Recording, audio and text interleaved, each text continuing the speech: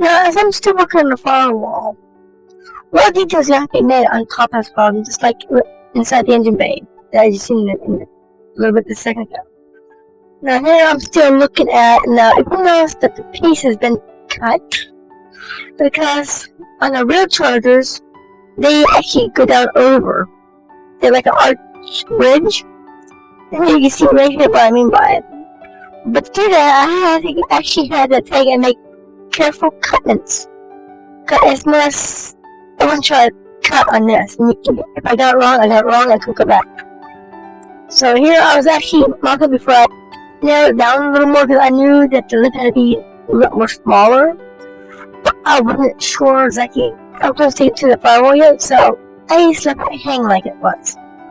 Just for the time being at the moment here. Now, as you can see, I drew a couple more lines down by the bottom of the firewall. There's a reason for that. Now, as you see, I actually opened up some of these holes again. Now, there's a reason for that as well, because of the details as I'm going to this build. Now, all these holes will be, not all, some of them will be occupied for indentations, and some will actually have little miniature bolts and nuts applied to them later on here. Now here you can see I actually narrowed down the width of the frame rail tops and pieces. They actually look like frame rails now. But there's still a lot of work that needs to be done with these yet, before I can even put them onto the project now. Here is the top view of it, looking like you would be looking down on it if you had the engine bay up, or engine hood up. Now, this will be from the driver's side looking down. Now, this is now the driver's side looking upwards at it, into the engine bay. Now, here you can get an idea on how to do it at the frame rails here. Again, looking at everything, make sure things are lined up where they should be when I'm done. The angle is still being dealt with yet, because let's go to under the bottom panel. As you see, I'm looking straight through the side to the other side. And I'll tell you now, that NASCAR kit plastic is a little bit flimsy. I'll tell you that, it's like soft plastic, I think. Because I know it can easily bend it and snap it. So that's why in some of these pictures you see I'm working slowly with it, that's why. Here's the motor, and that's actually out of the parts box. I didn't touch the original one in the kit yet.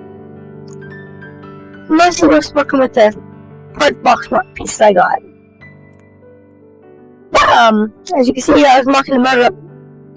I'm not really marking up the frame rail.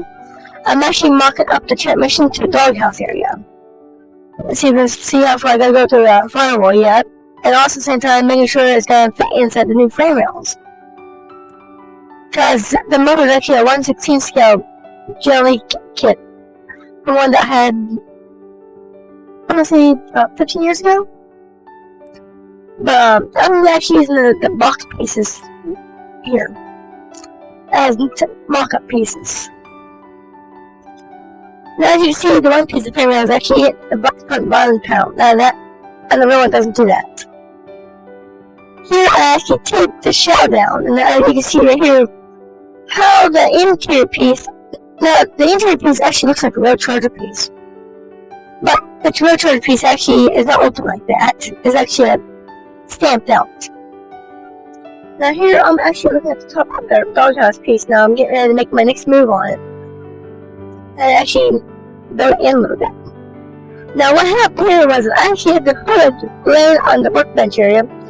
And my family and me, we bumped the one weather ball over and it splashed all over everything. And the hood kind of got some of it. Now this shell has been being worked with so much. I'll put this here. There's how many primer colors are on it.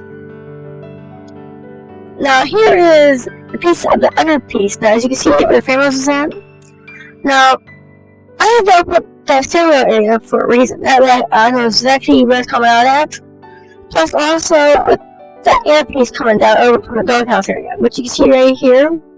That and the bottom actually I had to bend it back out smooth a little bit flat again, because on the real ones it's the same way.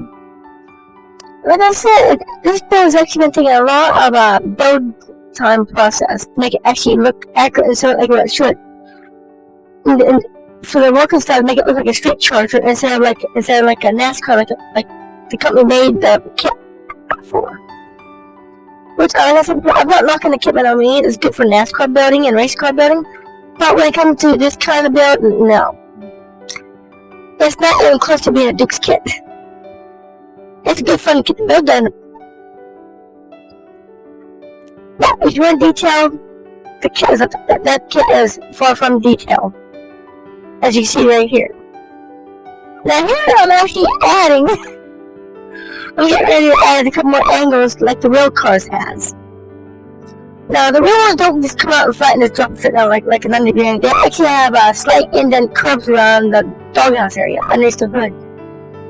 All you muscle car guys out there owns muscle cars on the second gen, you know what I mean by that. They're not just straight down like that, but a lot of people think they're no. There's actually designs to them. Just like there's also windshield wiper, washer nozzle indents as well. You put the nozzle plates out up there as well. Now here are the Firewall's back in primer, as you can see, and you can see I got some rough areas to deal with yet. And I'm trying to keep all the holes open as best as I can. Now here you can see where I'm actually open, like I said just a few seconds ago, about the nozzle areas. I'm actually starting to make those details now here. Now, I'm actually marking the hood now to fit on the car now. That is the original kit hood. Now, I gotta be careful when I make this piece because everything lines up with the engine bay inside. So I'm drawing out I'm drawing out there, excuse me on that. Now, the hood does vary depths in certain areas on the hood. When the machine pressed them back in the day out of the factory. When the machine pressed the metal out, there's different layers of metal and different depths of them, and certain spots of the hood. So I'm going to get that with this right.